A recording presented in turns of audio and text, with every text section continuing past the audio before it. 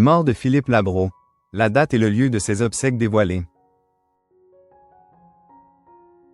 Mort de Philippe Labro. Le journaliste est décédé à 88 ans. Le journaliste Philippe Labro est décédé le 4 juin dernier, à l'âge de 88 ans, après un long combat contre la maladie.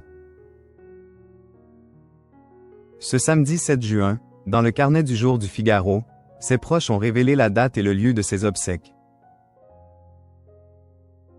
Philippe Labro, célèbre journaliste, a rendu son dernier souffle dans la journée du mercredi 4 juin dernier, à l'âge de 88 ans.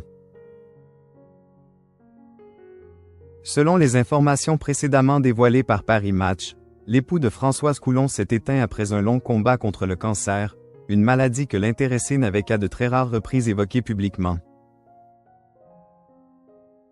Au moins une fois par semaine, j'entends parler d'une relation à nous, que ce soit ma femme ou moi, au cancer, expliquait-il sobrement en 2023 sur le plateau de Buzz TV. Mais quelques jours seulement après l'annonce de son départ, les proches de Philippe Labro ont enfin révélé quelle est la date, et le lieu, de ses obsèques. Selon les informations partagées par ces derniers dans le carnet du jour du Figaro, ce samedi 7 juin, les obsèques du défunt journaliste devraient prendre place le 13 juin prochain. La cérémonie religieuse sera célébrée le vendredi 13 juin, à 10h30, en l'église Saint-Germain-des-Prés, Paris, 6e, suivie de l'inhumation dans l'intimité familiale, a-t-on pu lire.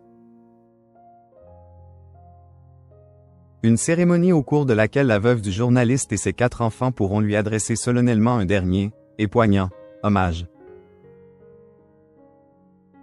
Philippe Labro. Ses rares confidences sur la fin de sa vie. De son vivant, Philippe Labro était un homme très inquiet sur l'état de sa santé et sur la mort. Lors de son passage sur le plateau de Buzz TV, en 2023, le journaliste avait d'ailleurs révélé être hypocondriaque.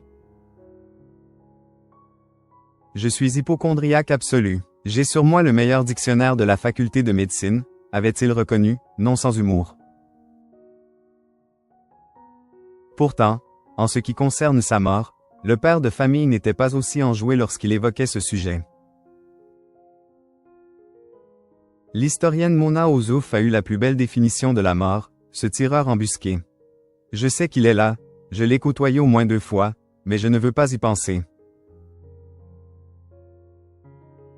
Tant que mes neurones fonctionnent, que la curiosité, le besoin de reconnaissance et l'énergie sont là, je continuerai à travailler, avait-il assuré lors d'un entretien accordé au Monde, en 2024.